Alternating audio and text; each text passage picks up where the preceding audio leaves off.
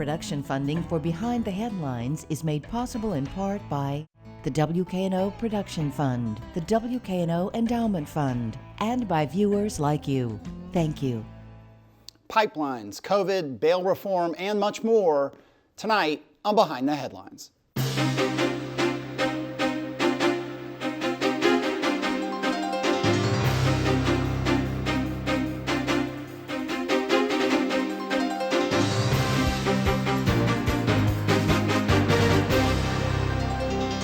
I'm Eric Barnes with the Daily Memphian. Thanks for joining us. I am joined tonight by a roundtable of journalists talking about some of the biggest stories of the week. Deja Henry is a reporter with the Daily Memphian. Thanks for being here again. Toby Sells, news editor with the Memphis Flyer. Thanks for being here. Thank you for having me. Along with Bill Dries, reporter with the Daily Memphian. Well, let's start, Bill, with the pipeline, because there was actual news this week and some movement on this sort of reform and regulation, I guess, of pipelines, and we'll talk a bit with Toby about some of the history of this. But what did the City Council pass, and what might be up next in terms of more regulation of gas, oil type pipelines? Well, there have been 3 ordinances that have been out there for several months now that amount to basically more local control, or an attempt at more local control at crude oil pipelines. The City Council gave final approval this past week to a wellhead protection overlay plan. And I think some of those words are out of order, but the gist of it is? The gist of it is that in order to have a pipeline that is near the water wellheads that are part of the Memphis Light Gas and Water Division system, this ordinance requires a special use permit from the city. And the final word on that special use permit process for anything is the Memphis City Council. So if you want to have a crude oil pipeline, or if you want to build a gas station, or one of about more than a dozen different uses, including those, not limited to pipelines, but different uses, then you have to apply, and there is a wellhead administrator who's an expert in how this kind of development would affect or not affect the water wells, and he advises the Land Use Control Board and the City Council, and then the City Council votes on it. And you may have said that, but just to clarify, basically this would cover about 25% of the city that is near enough a wellhead that they would that anyone who wants to do a pipeline would have to apply. And that wellhead, of course, gets to the aquifer and the water source for all of Memphis. And Toby, before we go back to you with some of the other things that the county has passed and that are still more regulation that may come, remind everyone how this came about, this whole pipeline and the aquifer and the fight really against it. Well, we're going to be left with a story of activism. We've got 2 major groups, MCAP, which is Memphis Citizens Against the Pipeline, which is a grassroots community organization that organized against this thing, and Protect Our Aquifer. MCAP really brought the people and the passion against this. They said, this pipeline is going to run through Boxtown, some other primarily African-American neighborhoods. They said, we don't want this thing, no soil in our oil is what they would say. Protect Our Aquifer really brought the science that kind of underpinned a lot of what these folks were saying. No oil in our soil. No oil in our soil. What did I say? It's no soil in our oil. So these groups kind of got together after a company, it was a joint venture, Byhalia Connection Pipeline, said in 2020 that they wanted to build a brand new pipeline that would run through about 35 miles of Memphis to connect another one that would bring, what the group said, would bring very little benefit to Memphis, but a lot of revenue to the company. They saw this as an injustice, especially on the route that they were going to run this thing. Those groups rallied, really changed the minds of a lot of people with the City Council and the County Commission. That's where we get these ordinances from, is listening to the people in their communities. And eventually the group gave up. They said kind of quietly in a SEC document that, we're going to abandon this pipeline idea in Memphis and move on to other things. They blamed COVID. But I think they really got stuck in the mud thanks to these groups. Yeah, and if anyone corrected me every time I screwed up, we would never get a show done. So I apologize. No. Deja, anything to add, or I'll go back to Bill here. Bill, so the county has passed 2 other ordinances in addition to the wellhead protection type regulation the city just approved. One is the banning of crude oil pipelines within 1,500 feet of parks, schools, churches, and family. The city council hasn't voted on that. It's going to take it up. The other that the county has approved established the permitting process requiring I guess, council approval of pipelines, but appeals process and so on. And part of the backdrop against this is Valero, oil refiner here, is a big employer, and FedEx is obviously headquartered here and a huge employer and a hugely influential entity. They have a lot of gas and oil and jet fuel that they are piping around the airport in and out.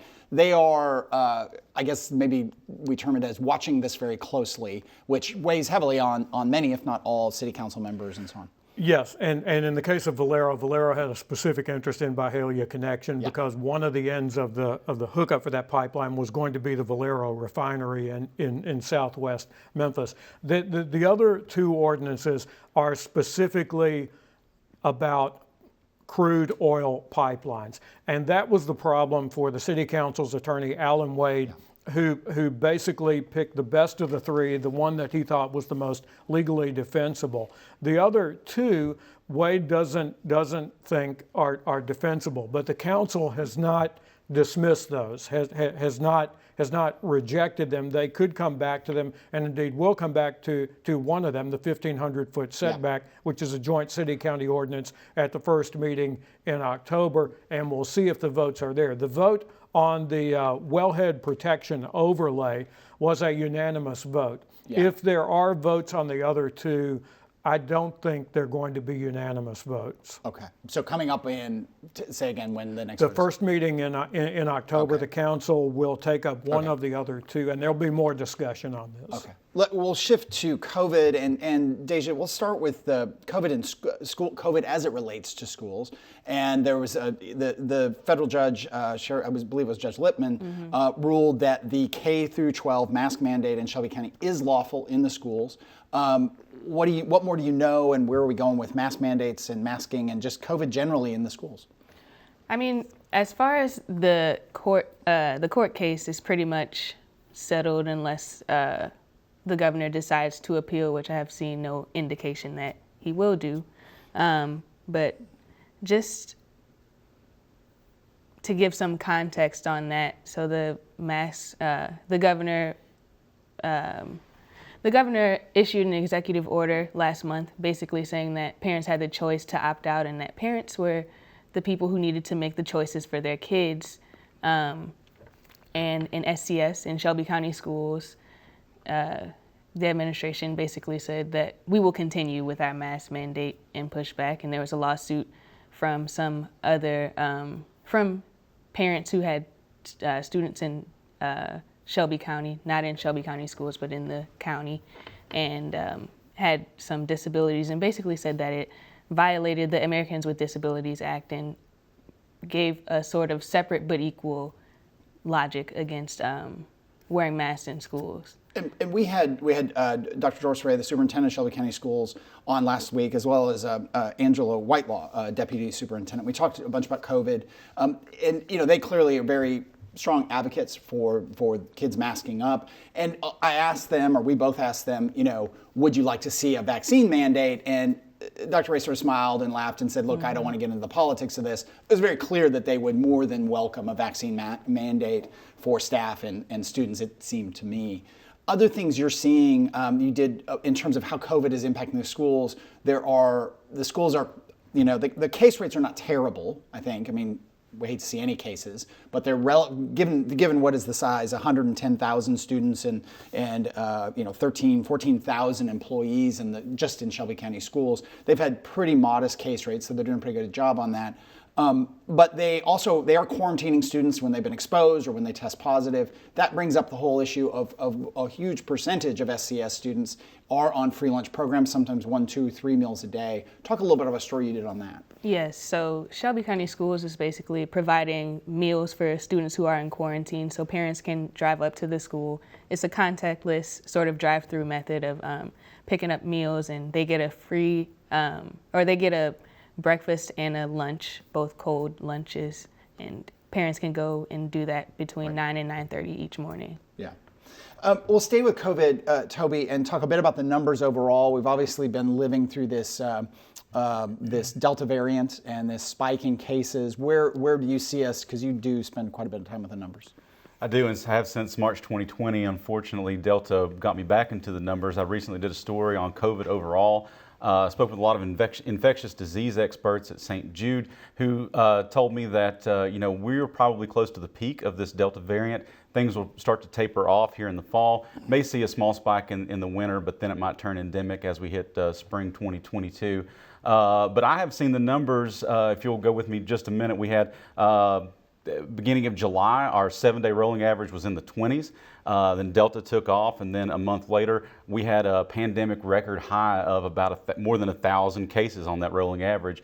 They have since come down, and in the last 2 weeks, we've seen them come down in the hundreds every day. So one was 600, and the next day the rolling average was just more than 500. Now it's about 450 on that rolling average. So we're really starting to see us kind of step back from that precipice of where we were. Where we go from here, I have no idea. This Delta variant, this pandemic, this virus has surprised everybody, so I'm not going to make a projection, but we are starting to see us kind of step back from the ledge a little bit. Yeah, and we're taping this on Wednesday this week, and I think I heard driving in on NPR that nationally, the numbers are really starting to fall. That's an average of very highly vaccinated states and less vaccinated states, like as in here.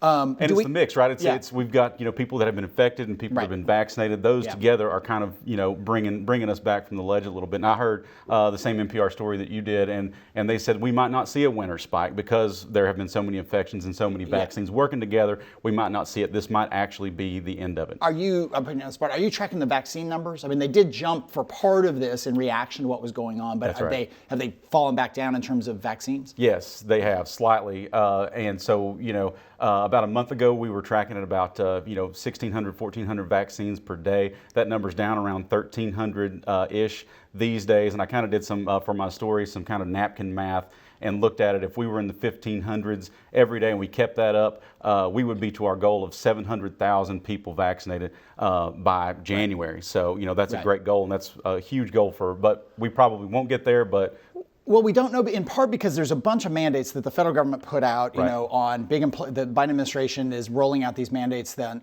either for employers over 100 need to either test or vaccinate. There are obviously some huge employers here, FedEx, we mentioned Valero, IP, AutoZone, just going through some of the biggest. There are many, many more that are going to be faced here as soon as those mandates go in. Do they test and vaccine, or just kind of say, no, we're just going to do vaccinations? Federal employees, and there aren't a huge number, but there's a big VA hospital here. And then there are a lot more rules on workers at nursing homes and in healthcare if they're receiving federal money, and many, many, many of them do through Medicaid and Medicare and other programs, that they need to start getting vaccinated. No questions, no opt-out. So that could have some sort of impact on the numbers. It'll be interesting to watch over the next couple of months. One question I have for you, Bill, and if I missed this, I apologize. What are the city and county governments doing? Neither of them have mandated, or have they mandated local employees, city employees and county employees get vaccinated? What they are waiting on is what a lot of major employers with over 100 are waiting on, and that is the federal guidance from OSHA, the Occupational Safety and Health Administration. And the city council this week did get some numbers on how many city employees have been vaccinated, and we're not happy with the numbers. Of the 4,000 city employees, and the method of determination here is really basic and very simple, and that is those who have said, here is my vaccination card that shows I've gotten the vaccination. By that standard, 50% of the 4,000 city employees have been vaccinated. Breaking it down by division, 37% of the solid waste employees have been vaccinated, 48% to 47% for the police and fire departments each. The executive division, which is the mayor's office and the offices directly under the mayor, coming in at 91% of those employees vaccinated. And this caused a reaction, a pretty visceral reaction in particular, among City Council member Edmund Ford Jr., who's a funeral home operator who sees firsthand the toll of this, who said that he thinks the city ought to require people to get vaccinated and do it now, and fire those people if they don't. And as he put it, if they sue, he thinks the city will win because, in his words, they'll be dead by the time it goes to court. Yeah. County, is county released its numbers? Haven't seen. But they have not done a mandate either. No. Yeah. They have required testing if you're not vaccinated. The county has. Yes. The city's not doing testing for non-vaccinated. The city is still waiting on the federal waiting on federal guidance yeah. on a vaccine mandate. Okay. I wanted to come back, Deja, to schools, because the interview we did last week with, not for anything I did, that's for sure, but was very interesting, and I learned a lot about where SCS is and a whole lot of things, including things not COVID related. But the test scores, the TCAP scores were released in the last couple weeks. I've lost all sense of time. And that's statewide, and then for all the different school districts. We talked some with Dr. Ray and Dr. Whitelaw. And again, you can get past episodes of the show on the Daily Memphian site, on WKNO.org, on YouTube. And it was very interesting. I mean, SCS is what, a $2 billion budget. I mean, it is the biggest budget, biggest line item in the county school or the county budget. So it's worth repeating some of this stuff about testing and this law that's coming that will kick in at the end of this year. It's a state law that's requiring kids who aren't proficient will potentially have to be held back if there isn't a kind of plan of act. I think there are some exceptions and so on, but it's a pretty hard law that was passed during the COVID session in 2020. What is SCS doing about that? Because right now, I mean, based on the 2021 numbers, reading and math, their third graders are at 14% and 9% proficiency. And that's down 10 and 24%. They were around 25% and a third of them in 2019 pre-COVID. COVID had a hit to virtually all school systems, so I don't want to totally pile on them. What are they doing about facing this requirement? Right, and that's exactly what I was going to note, is that there was a big learning loss nationwide for COVID, but of course SCS their numbers were pretty low before then. So what SCS is saying is that they are implementing some safeguards and saying that they've said before that third grade is too late. So nationwide, we see people using third grade as a marker of reading proficiency, and it indicates a number of things about a child's success. But SCS is saying that third grade is too late, so they are marking children's progress and looking at assessments and things like that before the third grade, and they've implemented a policy looking at the children in second grade, basically because they said that third grade is too late. And they may be holding back fairly significant numbers of second graders in SCS if they're not hitting these numbers. Exactly. Yeah. It was also, go ahead. It was also interesting to look, because we had all the school districts are broken out, and every school district, I'm looking at Arlington, Bartlett, Colleyville, Germantown, Lakeland, and Millington, all fell off from 1 to 11% in terms during last year's sort of deep COVID, a lot of hybrid and virtual learning. That's in English. In math, the numbers were more like 15 to 25%. But the interesting thing, we were talking about this a little bit before the show, even in 2019, the reading proficiency in Arlington was 58%. That means there were 40% of the kids who potentially could get held back in Arlington. In the best of the suburban schools is Lakeland, Germantown are at 63%. Still 1 in 3 kids. I mean, I don't, Toby, I'll just put you on the spot. I mean, I think those numbers are much, much better than SCS. But as parents, those are really disturbing numbers, sad numbers, kind of tragic numbers. Sure. And I think will be shocking if the suburban schools end up having to hold back a quarter to a third of their kids. That's the reason so many people move to Lakeland, so many people move to Germantown for these suburban school districts, right? The good schools, that's what we want. Then you look at these numbers, it's shocking to see. And I know everybody struggled, I'm not blaming anybody, but if you're a parent in Germantown and you moved there specifically to go to these schools and then you see that they're not doing great, it's got to make you wonder about your choices. Yeah. It'll be fascinating and how that all plays out again through the end of this year. I wanted to switch to stay with you, Toby, and the bail reform. You were did you go up to Nashville, or were you watching it virtually? Yeah. They actually have a great setup to watch their stuff going. It's a thing they do really well. Talk about bail reform in Nashville. The headline here is very little bail reform is going to come from the bail reform hearings. There were 2 days of hearings. It was a joint session, House and Senate.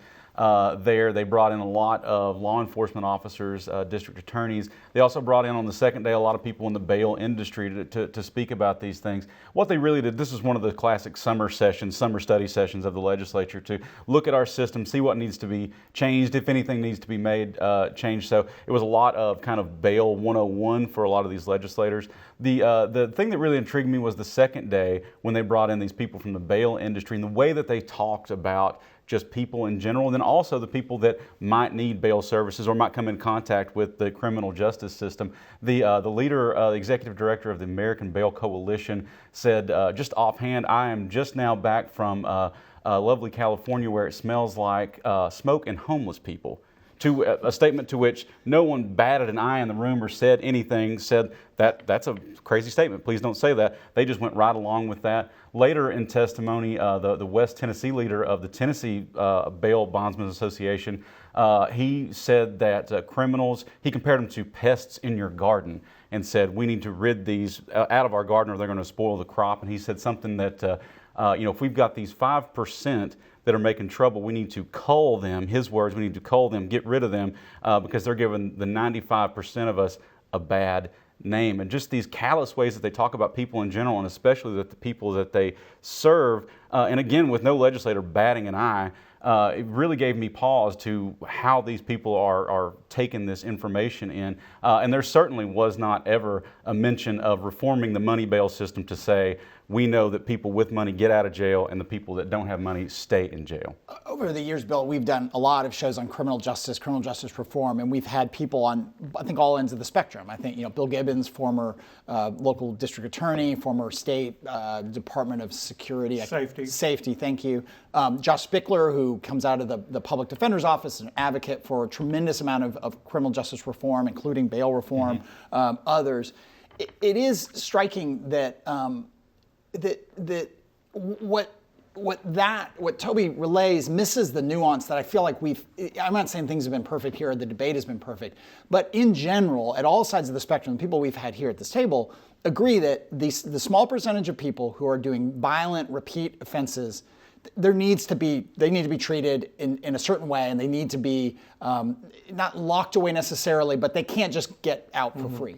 What they all also increasingly agree on is minor offenses. We don't need to be doing minor fines and racking people up and bogging them down in the criminal justice system. I remember Amy Wyrick, who is by no means the current Shelby County District Attorney, no means soft on crime, when she put in a rule that said we would no longer, the Shelby County District Attorney's Office would no longer pursue fines on things like expired licenses and so on that were, I can't remember the exact number. That were keeping people attached to the system. Yeah, they can't get out of it. And it was a few $100s. And she said when they put that rule in and said that the whole DA's office didn't have to pursue anymore, she said it was a breath of fresh air. People felt like in the DA's office, we don't have to mess with all that bureaucratic, low offense stuff.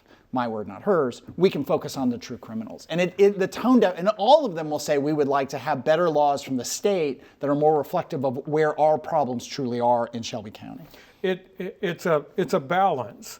It's a balance between violent crime and property type of crimes and the treatment of those two things, and whether you're keeping someone tethered to this criminal justice system solely because they owe the system money. Unfortunately, at a certain political level, it becomes either or and not how do you balance both of them. And I think what Toby saw and heard in the Nashville committee room is Exhibit A on where that switch is thrown on that. With just a couple of minutes left, again, I keep going back to this interview because I was so struck by it with Superintendent Ray and Dr. Whitelaw, that we talked about the huge rise in juvenile violence, or juvenile crime, I should say, and including, sadly, violence, nationwide and in Memphis and Shelby County schools, and a lot of kids who just checked out from virtual school, they weren't logging in.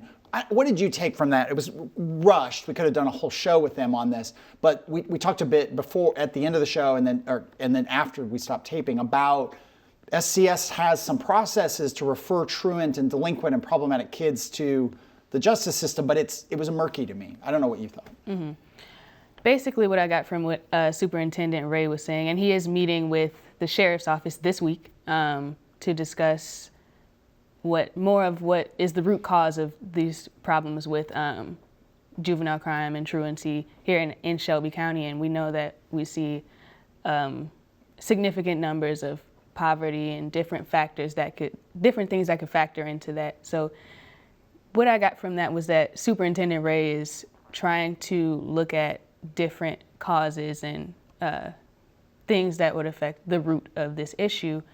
as well as they still have to comply with the law and they still have to Right.